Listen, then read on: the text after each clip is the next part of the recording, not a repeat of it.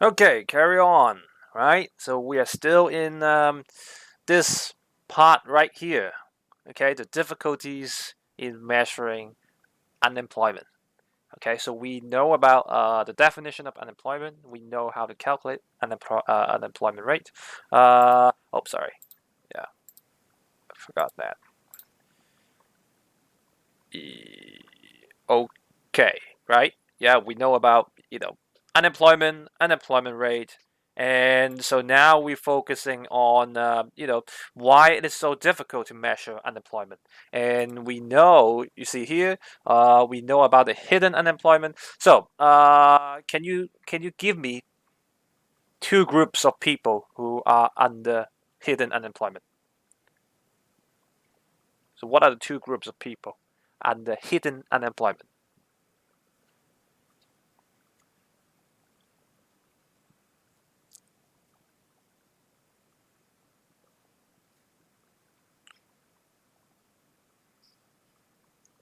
Discouraged workers, right?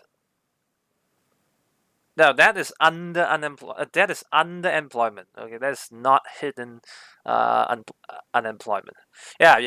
Right, right. So yes. So the first one, the discouraged worker.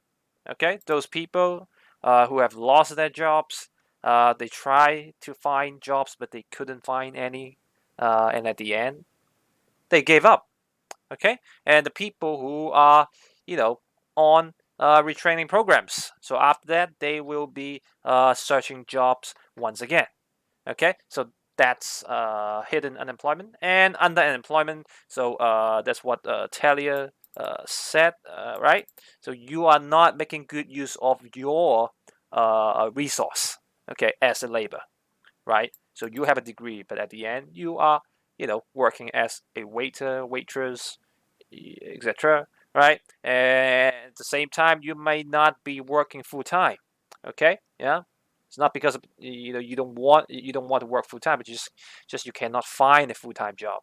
Okay? So that's hidden unemployment and underemployment. And at the end, because of all those two groups of people, then we underestimate the true uh, number of unemployment.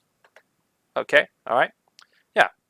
Um, and yeah, so on Tuesday we took a look of this article here.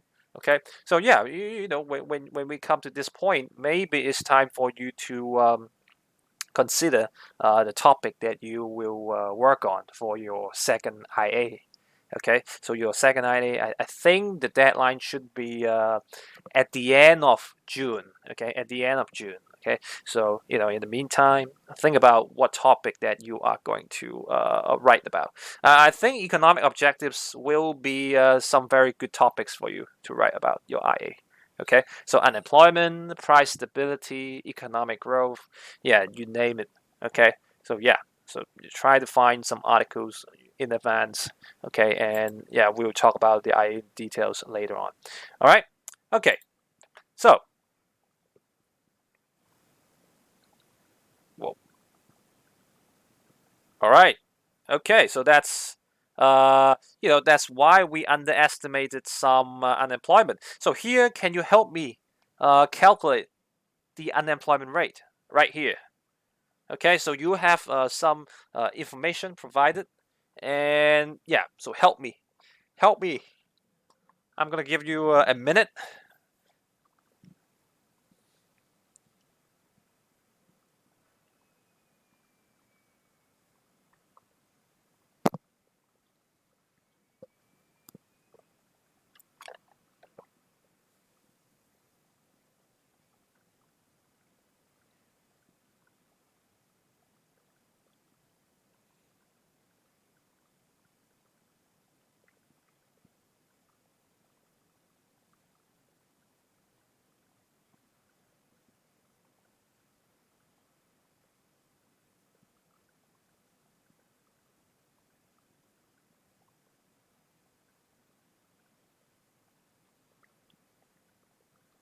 Okay, so once you have got the answer, I want you to put the working and the answer in the chat box.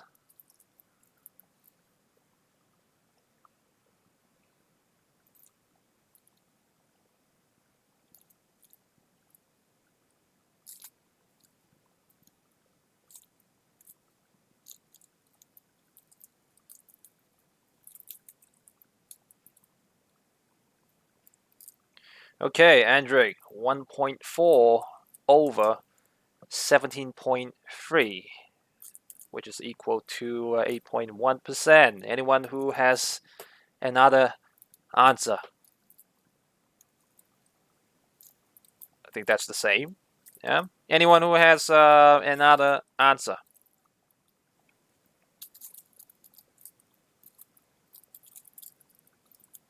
No. So yeah. So all your answers is 8.1. Yep. So what is the equation of unemployment rate? The equation of unemployment rate. What is it? So the number of unemployed over labor force. Right. And so look at the answer. The answer is yes, 8.1. Okay, so you guys are correct. Okay, you guys are correct. All right. Yep. So the labor force, very simply, you just have to find, yeah, this guy here. All right, 17.3. Okay, and the problem is, the number of unemployed workers, right? And for the discouraged workers, they are out of the labor force, so they are, we cannot even treat them as unemployed, okay? Because they don't have the willingness to find jobs, okay? At the end, right? We don't count the 0.5, okay? And also, some people who are working as part-time jobs, oh, they are employed, okay? So yeah, okay. So they are employed, and you don't have to count that. And for yeah, yes, and that's why, right? Talking about unemployed, so 1.4 over 17.3, so which will give you 8.1%. Okay, all right, okay, okay. So give me a second. Okay, come in.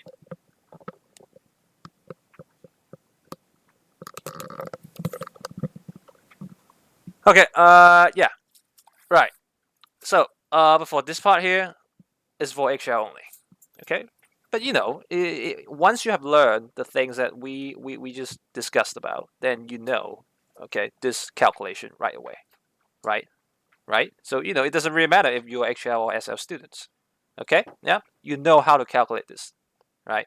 Okay, based on the SL contents. Okay? Right? So yeah, it's that simple. Okay, any problems, any technical difficulties that you face in this calculation? No? Hmm. Any? No? All right. Okay, so let's move on. Move on to the next part. Okay. Well, you see, we just talked about how we could easily underestimate the true unemployment, but sometimes we could overestimate the true unemployment as well. Okay. Yeah. And once again, just like the contents that you have learned from GDP. Okay. Right. So some jobs in the underground or informal markets, okay, we are not able to calculate them. Okay, so sometimes we overestimate the true unemployment because some people they are they are employed, but they are just in the informal market, in the informal sector, and usually for those jobs they are unregistered, they are not in the taxation system, and that's why, okay, there's no record. So we don't know anything about those employed workers. Okay, so talking about this barber here in the street. Okay, yeah, probably not in the taxation system, but okay, think about this. He is employed. Okay, for sure. Yeah, talking about like a professional assassin. Yeah, is a job. Okay, but you don't put that in. You don't pay tax as an assassin. Okay, and what about the people who specialize on human smuggling? Okay, you see, it's a profession. Okay, even though yeah, look at the X-ray. Yeah, look at the X-ray right here. The X-ray picture right here. You see, it's a profession. Okay, yeah, you need to think about how you can smuggle the people to other countries. Okay, right? It takes skills, so they are still employed, but we just don't count them as employed workers. Okay, So that's why we can easily overestimate sometimes for the true unemployment. Okay, all right. So overestimate. Yeah, sometimes we overestimate and sometimes we underestimate the true unemployment. Okay, right. All right. Okay, cool. Yeah. And there's also one thing that we have to look at when we are, trying to discuss an issue like this. Okay. Yeah. It's more from a statistic perspective. Okay. So here, take a look at this, right? Because when we are trying to calculate, you know, a number or a ratio, okay, we use an average. Okay, we use an average, and that's why we ignore so many different variables, like here, the different population groups. Okay, we are ignoring.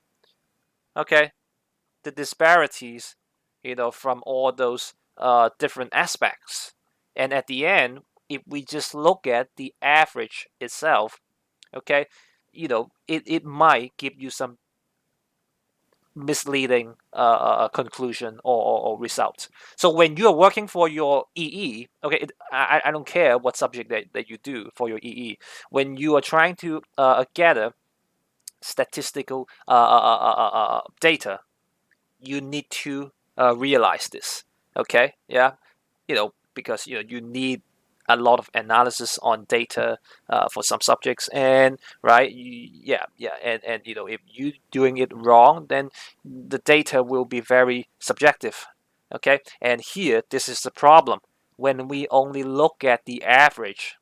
Okay, when we only look at the average, we are ignoring different areas. And if you want to make a good analysis, you should always look at different aspects and make your analysis more in a holistic manner. Okay, all right. So we are going to look at four aspects to see. Okay, there might be some discrepancies going on. Okay, if we are not looking at just the average unemployment rate. Okay, so we are going to look at from region, from gender, ethnicity, and also age. Okay, to see there might be some differences. Okay, and we cannot see that from just average. Okay, the number of average, right? So take a look at this. Okay, so here, so you can take a look of some data from China. Okay, yeah, it's about the number of unemployed in China 2018. Okay, so on the left hand side you can see those I believe they most of them they are provinces. Yeah, they are provinces. Yeah, with high number of unemployed, and on the right hand side you can take a look of some provinces, right? Yeah, most of them are provinces. Yeah, with low number of unemployed. Okay, so if you are not looking at the average, okay, yeah, if you really look at the number of the unemployment rate in different regions, you might see some differences. Okay, so a country in average might have a very small unemployment rate, but if you look at it in different regions, you might find something very different. Some regions they might have a very high unemployment rate, and for some region they might have a very low unemployment rate. Okay, but if I am looking at the data here, okay, what is what is the problem from the data itself? Is that a good set of data that I can rely on? Why not?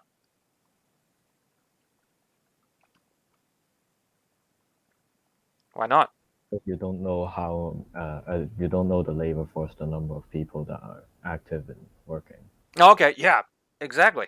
Okay, yeah, you have no idea, about the population, the labor force, and everything. Okay, and at the end, they are just numbers. Okay, the things that you are looking at right now, they are just numbers. There's no meaning.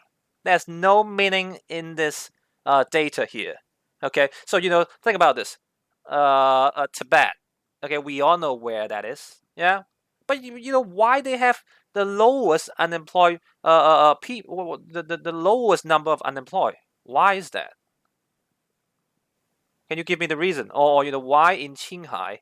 Yeah, small population. There's no one living in Qinghai or in Tibet. Okay. Yeah, one of my friends, he is living in Qinghai.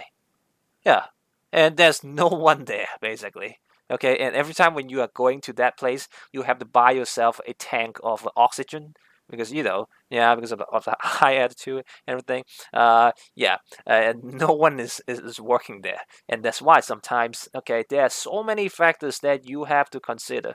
Okay, and obviously this one here is not a good set of data.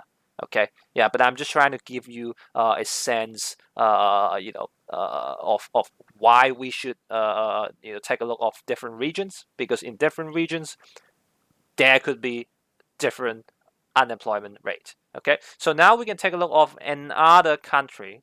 Okay, so here let's take a look of Australia. Okay, yeah, Australia. I don't know if you are familiar with yeah, the geography of Australia, but take a look of this.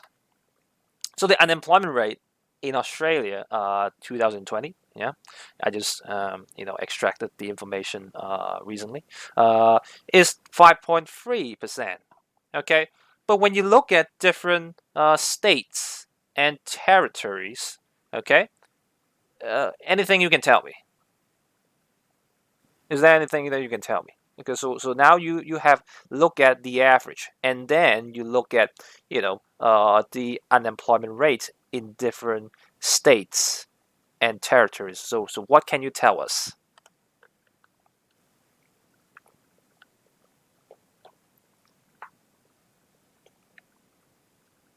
Yeah, yeah. So if you have to analyze, okay, right, the information here, what can you tell us?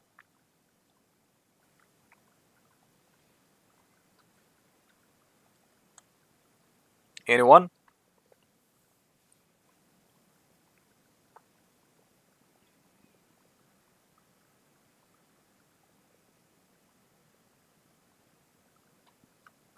Hello? What? No one? I mean, when you look at this, okay, when you look at this, right, 5.3 as an average. Okay, so it's the same concept that I just said, and when you look at different regions, when you look at different states, yeah, it's basically only in Australian Capital Territory or in New South Wales, okay, they have a lower unemployment rate than the average. Okay, and the rest of the states, for the rest of the states, they all have a higher unemployment rate than the average. Okay, so that's why if we don't look at the regional disparities, okay, yeah, we might be having a misconception, okay, on the unemployment rate. Okay, right? So, can let's see if you understand why here they have a way higher unemployment rate. So, why do you think Tasmania and Queensland they have, or Western Australia, Tasmania and Queensland they have a way higher unemployment rate than the average? What is the reason? Can you take a guess?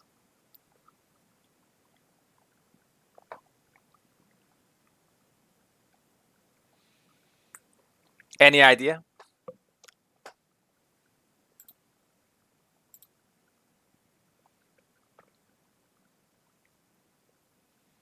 More rely on the primary industry and more regulation were made on environmental protection. Oh, that's one very good answer. Okay, yeah, that's good. Anything else?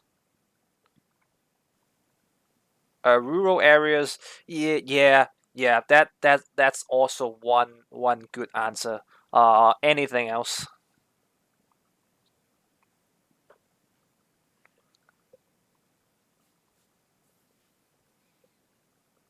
No. But I think they are already very good answers. Okay. Yeah. So you see here. Yeah, because they are usually the rural areas, and that's why they have some declining industries over there. Okay, so if that's the case, what do you think the people in those areas, where do you think they would go to?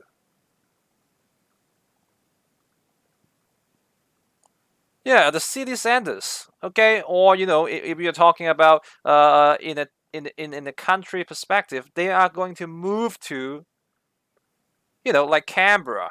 Okay, so yeah, this area right there basically they're talking about Canberra. Okay, the capital city of Australia. Okay, yeah, and also the areas around it. Okay, so you can tell in Australia. Okay, uh, you know the most economically you know yeah activated cities. Okay, these are the three. Okay, just there. Okay, if you go beyond this area, then there's nothing there. Okay, what do you think they have in Tasmania? Yeah, do you know what Tasmania is good at? Any ideas? Is anyone planning to study in Australia very soon? Anyone? No, no one's going to Australia for further study. Well, yeah, like mining. I'm pretty sure not in Tasmania, not in Tasmania. Well, in Australia, but not in Tasmania. Okay, you can see it. Tasmania is just a small island. Okay, right? Yeah, yeah. In Australia, mining is very important. Okay, but in Tasmania, you know what they have there. This is what they have. Yeah, you know what that is. Look at that. Yeah, look at that cute little fella over there. Yeah, look at that. Okay, but don't be fooled by that. Okay, they are very violent. Animal. Usually we call that Tasmanian devil. Okay, yeah, they are very violent. They eat meat. Okay, so don't be fooled by the animals down there. Okay, yeah, unless you want to get yourself killed. All right, yeah, and yeah, right? There's nothing there in Tasmania. Okay, and when you talk about like South Australia, okay, it's like you go back, you're watching that movie. I don't know if you have watched that before, Back in the Future, but in this case, you are just back in the 80s. Okay, in South Australia, yeah, everything seems very old. Okay, yeah, there's nothing there. Okay, you cannot even find yourself an unlimited usage of internet. Okay, so you can see, right? If you are setting up businesses over there, it's going to be really bad. Okay, and same goes to Western Australia. Okay, yeah, I used to live there for a couple of years. Okay, that's why I can tell you like what is going on in this place. Okay, yeah, when you are having a 20 gig, okay, internet usage at your home, that is already a gift. Yeah, then that place really sucks. Okay, that is terrible. I'm telling you the truth. Okay, this is what they have: a desert, some kangaroos, and yeah, and some very cute little things. I don't know if you heard about that. So take a look at that. Yeah. So take it easy today and enjoy this cute little fella here. Okay. So take a look at this one here. Yeah. Look at that. Wow. You see, you can find so many of them in Western Australia. Okay. Do you know what they are? They are quokka. Quokka is such a cute animal. So look at this. Look at this cute little bastard. Yeah, you can find them in Rottnest Island. Okay, if you are traveling, please go to Rottnest Island, and you will see a lot of them. Yeah. Yeah. So why? Yeah. Well, why? Because I was studying. I was studying in Western Australia. Okay. Yeah. The reason why I went there is my parents thought they didn't want me to meet too many Chinese. okay, or too many of my kind. So they just send me to a rural area. Yeah, and yeah, I think I should use training than studying, okay, to better describe, okay, the years I had in Western Australia. Okay, anything, everything, almost 99% of the things there, or the creatures there, they can kill you. All right, yeah, even a platypus. You know, a platypus can kill you. All right, yeah, yeah, except for the quokkas.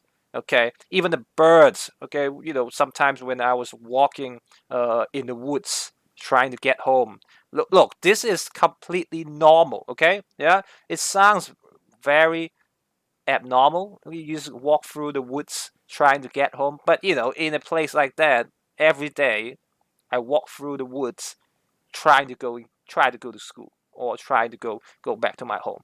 Okay, and some birds, sometimes they attack me, right? You know, from the trees. Yeah, you just have to slap the hell out of those birds. Okay, yeah, this is what you do. Okay, yeah, you just jump up and then you slap those birds. Okay, this is why they have, you know, a rather high unemployment rate. Okay, there's nothing there. It's all, you know, it's all green. Okay, yeah, every day you're walking through, yeah, you know, the grasses and everything. Okay, yeah, you know, trying to go anywhere, right?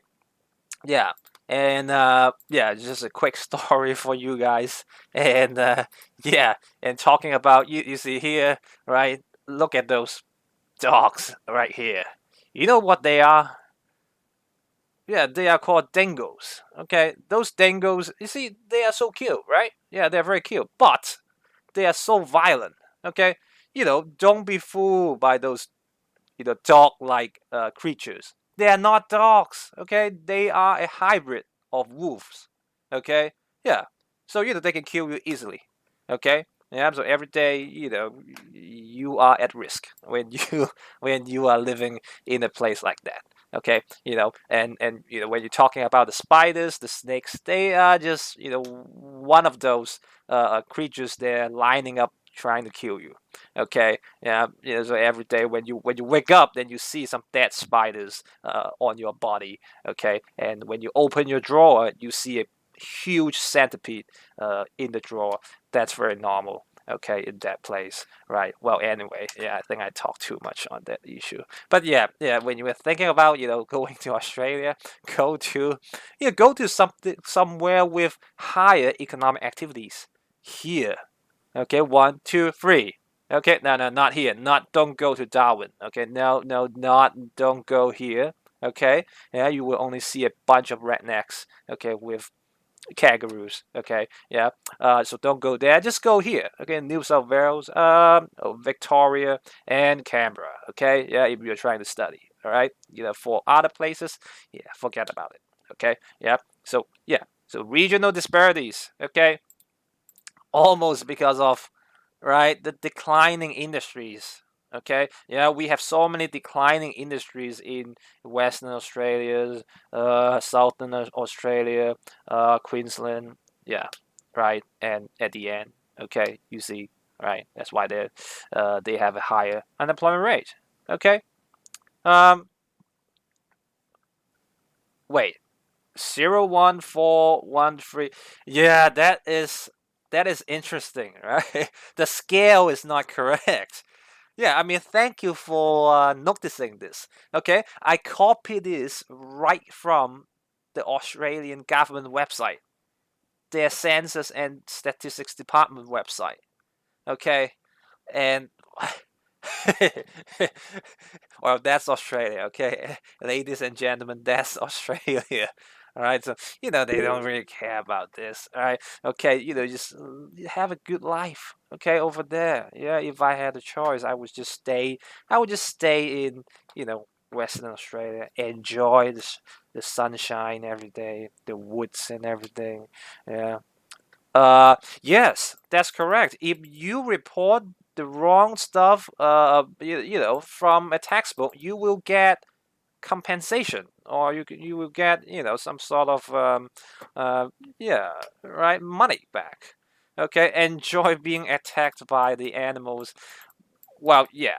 You see, you are more blended in with the nature. That is a good thing. But I can tell you something. You know, that is the reason why I encourage students to go study abroad.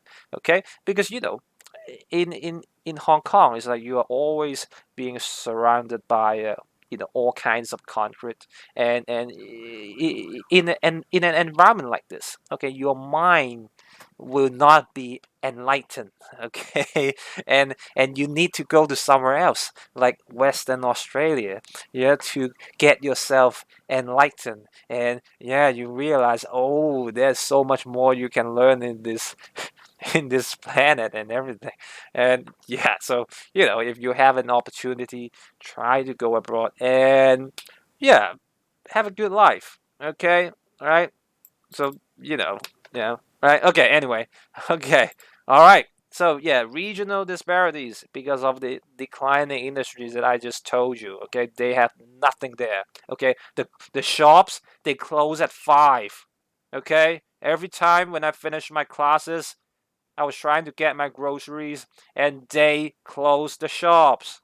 Okay? And what the hell is happening in this country when you close all your shops at 5 o'clock? 5 o'clock!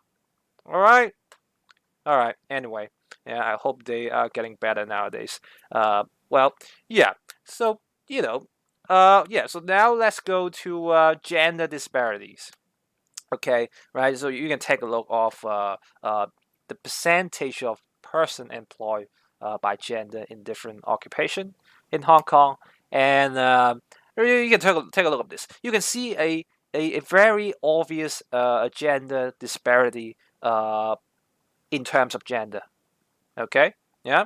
So I would say in general, when you look at the colors, okay, when you look at the colors in general, male has more opportunity.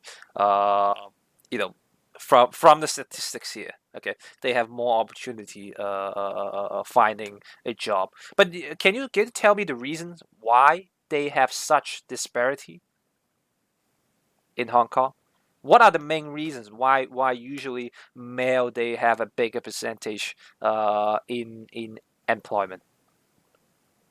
Yeah, right. Okay, so they have to take care of their child. Uh, right. Yeah, maternity leave. Right. Okay, so that's one main reason. What else? Okay, more suited for manual labor. Okay, right. So yeah, for some industries we need more manual labor. Okay, so that is also a reason. And yeah, right, the gender norms. Okay, or maybe sometimes like gender discrimination and everything. Okay, so all kind of reasons. And because of that you will see a gender disparity. Okay, yeah. So if you don't look at the average unemployment, you can see way more. Okay, you can see way more than that. Okay, right, in terms of unemployment. Okay, yeah, and yeah, so for so many countries, especially for some Middle East country, women sometimes they face higher unemployment rates than men because of the cultural reasons. Okay, yeah, and also in Australia, you can see some very similar trend. Okay, right? So the blue color represents male and the green color represents female. So your points in the chat box they all apply in this country as well. Okay, yeah. So yeah, right. Sometimes maybe it's not because of discrimination. It's just because of the nature of the gender. Okay, or some social norm, and that's why. Okay, or the nature of the industry. Yeah, that's why the percentage of male employment is higher than the woman employment. Okay, right? So regional, and we have gender disparities, and the third one, yeah, talking about ethnic disparities. Okay, so I think this person here, okay, is a very iconic person to talk about, okay, in Hong Kong. So yeah, I'm pretty sure you all know who that is, okay, Lei Guanna, right? Yeah, and as a minority in Hong Kong, she is doing a very good job. Okay, yeah, I'm not going to lie. Okay, she is one very good professional. Okay, right, in the mass media. Okay, but when you take a look of the statistics, okay, when we talk about South Asians and Southeast Asians, those minorities, they are only 1%, 1.7% of the total population in Hong Kong.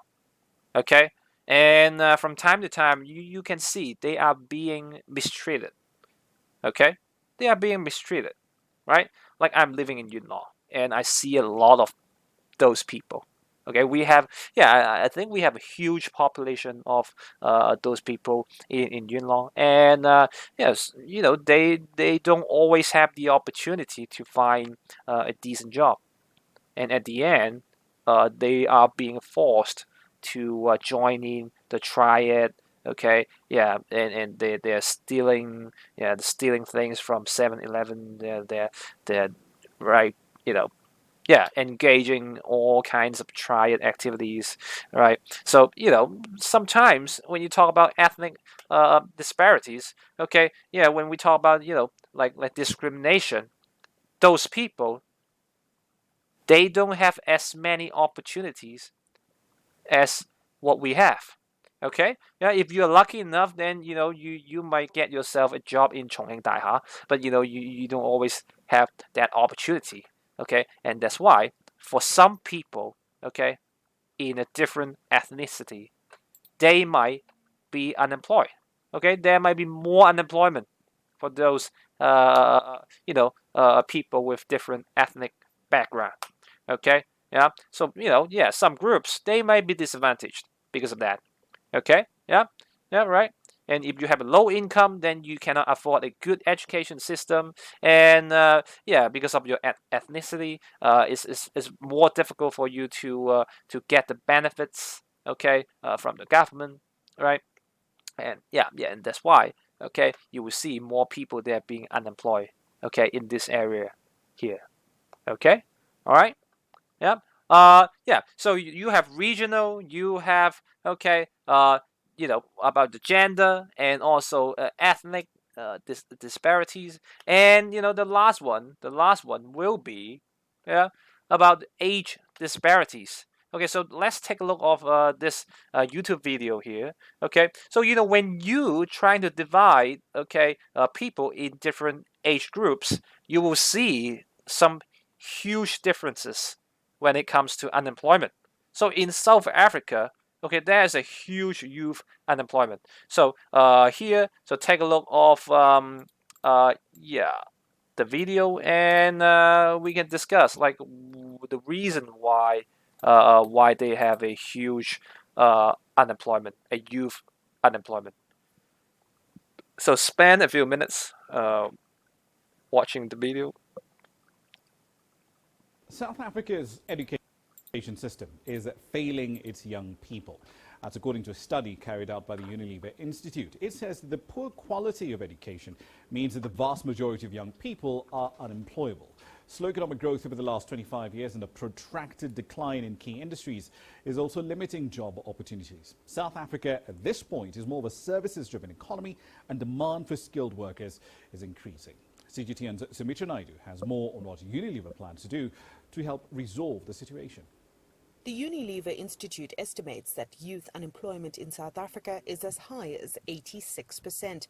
Apart from limited opportunities, young people are not properly educated. There is a standardized test score for the Southern African region, and South Africa ranks very poorly there. South Africa ranks below on reading and mathematics in the standardized test scores, below Zimbabwe, Tanzania, Kenya, and so on. South Africa spends close to $18 billion of its budget on basic education, but the outcomes are poor.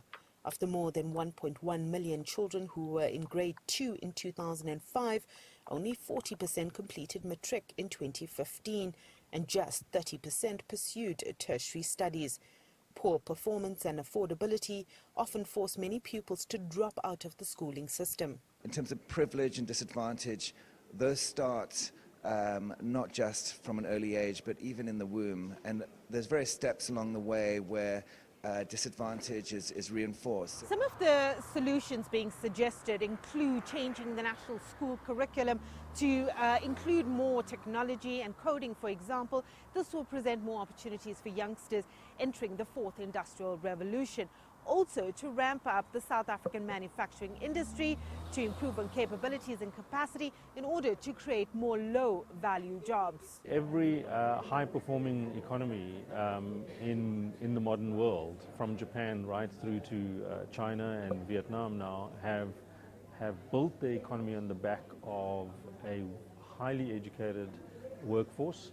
If you yield very strong mathematics graduates, a large number of engineering and science graduates, if you yield of a highly educated workforce, if you yield very strong mathematics graduates, a large number of engineering and science graduates and IT graduates, those are individuals who are going to be ready for work. We've got too much employment in the public sector, and we've got too little employment and growth generation in low-wage manufacturing or arguably even low-wage services. And the result then is an undynamic, uninnovative economy that's not sufficiently export-orientated outside of primary commodities. The socio-economic dynamics of South Africa continue to create hurdles. Poverty and inequality remain high. On average, the economy has grown by just 1% over the last 25 years, creating little opportunity for the millions of new entrants into the market. Sumitra Nadu, CGT in Johannesburg.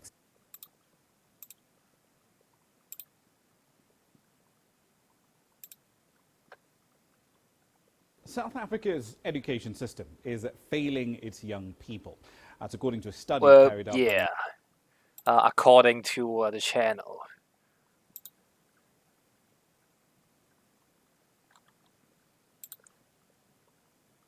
Well, so after the video, what can you tell us? So why South Africa, they have a huge youth unemployment over there?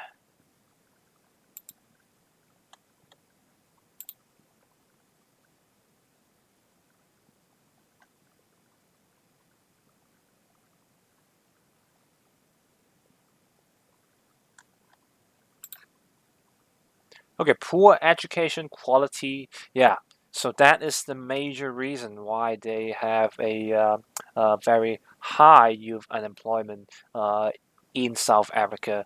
And you know, the poor education quality directly affect, okay, how they innovate the industries, right?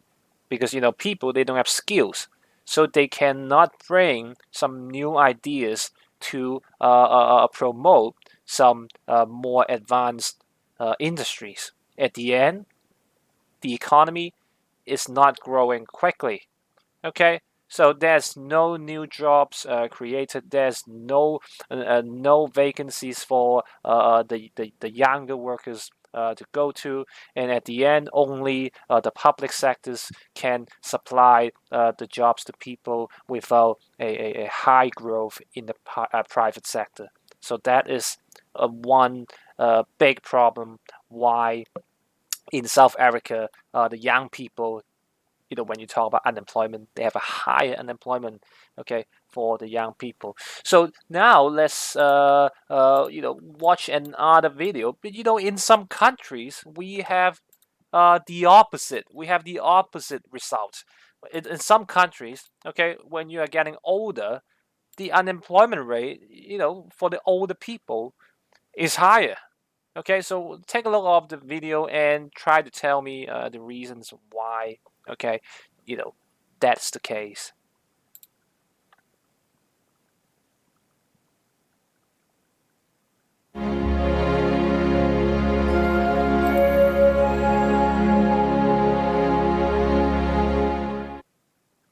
Out of work for more than 2 years, 55-year-old Richard Zaleva says his resume may be opening doors for job interviews, but he says his gray hair is hurting his chances.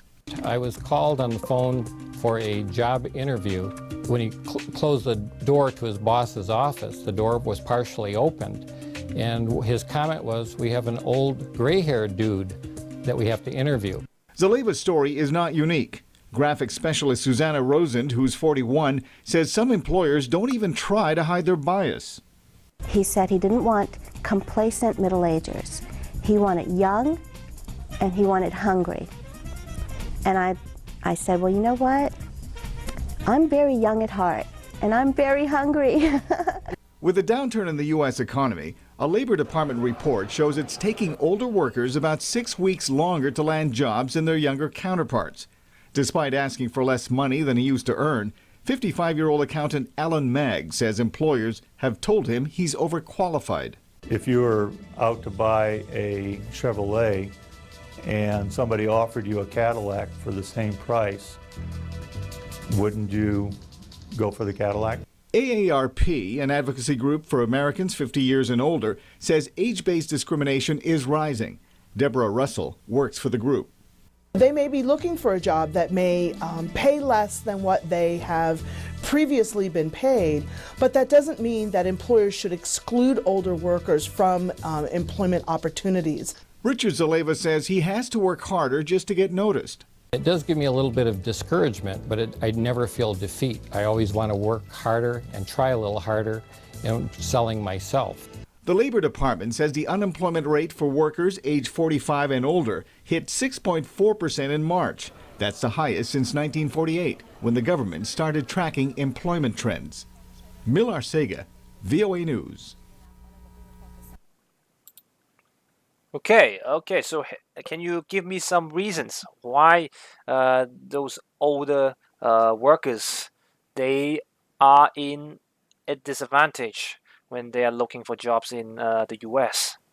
Discrimination, yeah, that gray-haired dude, right? What is he doing over there? So discrimination, that's one, and anything else?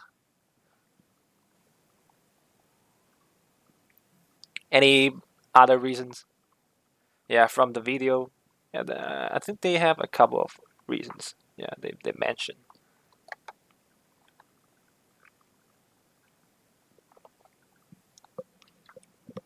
Anything else?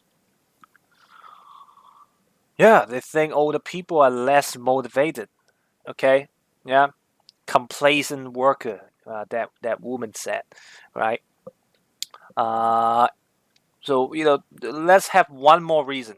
One more reason why the older workers, they usually have higher unemployment in the U.S. So that reason is more about economics.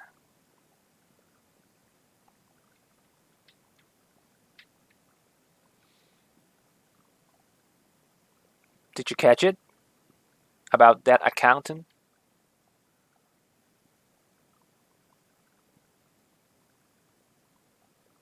Yeah, they ask for higher wages, right? Yeah. So when you are being an older worker, usually you have a higher income, and when you're looking for a new job, then of course you are not going to lower your present salary, right? Yeah, the level of your present salary. So, but to the employers out there, they are not willing to hire you in a higher price. Okay, they would rather hire some younger workers with the same qualification. Okay, in a lower in a lower salary. Okay, and that's why they find it very difficult to find jobs in the U.S. because of all those reasons. Okay, so for this age disparities over here, okay, so you can see in some countries, right, some younger people, they are facing more unemployment than the others because of the low skill levels. And in some countries like the U.S., okay, yeah, when they're aging, they find it very difficult, okay, to search for a job because no one's willing to employ them based on all the reasons you have told me. Okay, all right. So yeah, so they are all four of the disparities that we can look at, okay, rather than just looking at the average unemployment rate. Okay, so when we look at different areas, we see different results. Okay, so this is something that we have to be aware of. Okay, when we are looking at unemployment. Okay, all right. So yeah, so those are the 4 disparities. Okay, and yeah, so after all that, okay, we know unemployment is not good for any any person in different population groups. Okay, and that will bring a lot of consequences, right? And we have already learned, okay, the consequences from last year. But once again, we are going to quickly go through the consequences. So here, right, let's take a look of the video over here, okay? And yeah, we can have a quick discussion about the personal consequences.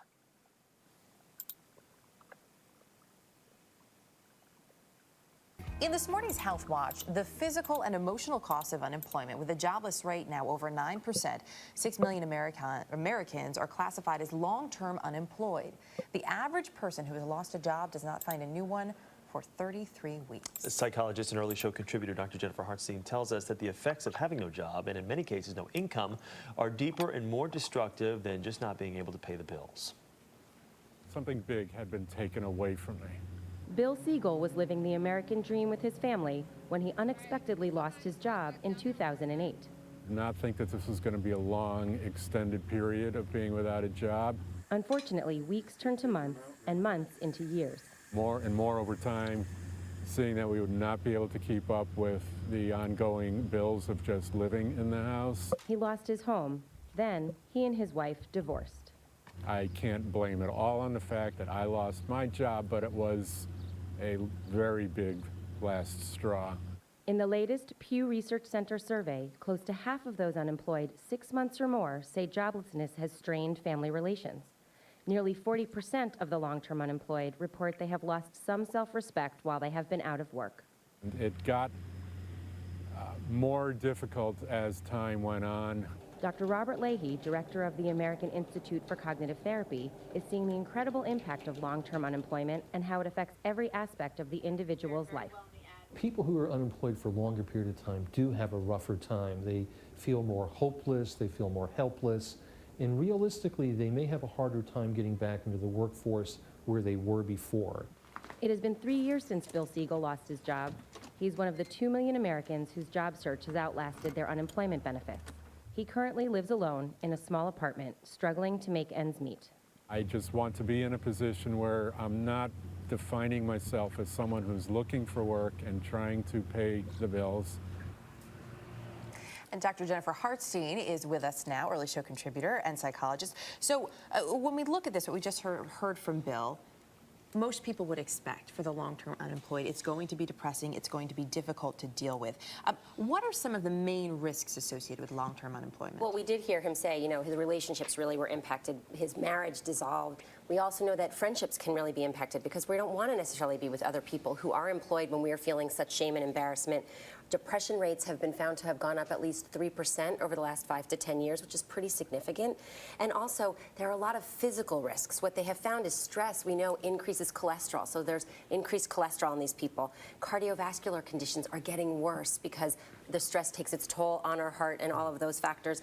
Substance abuse and use is showing an increase, and mortality rate is actually going up. A study in Finland found that there is a 2.5 increased mortality rate amongst those that are unemployed than those that are working. How can you, what do you do to make better use of the time between losing your job and finding new work? So some of those things that you mentioned right there don't happen to you. Well, it's really, really challenging. And the key there is you need to be proactive in that time period. It's very easy to get so stuck in your hopelessness that you quit and you give up. It's so important to really be proactive, try and make finding a job your job, but just as with your regular job, you don't want it to be so all-consuming. Yeah. So even though you might not have money, you can still go to the park with your family. You can still find opportunities to do those fun things that are going to build in some meaning into your life and be proactive and network and all of those important things we talk about all the time. Which is a great way to combat that depression and the negatives there is to really focus on the positives and get out.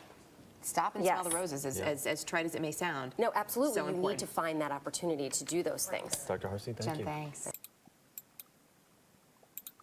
So yeah, so after the video, I think you should be able to find out there are so many personal consequences when one is losing his or her jobs. Okay, right? Yeah, and so now is I think that's all for today, and we will discuss the consequences next week. Okay, so no homework for this week. All right, yeah. So enjoy your weekend. Okay, and I'll see you guys next week. All right. Okay. All right. Bye, guys.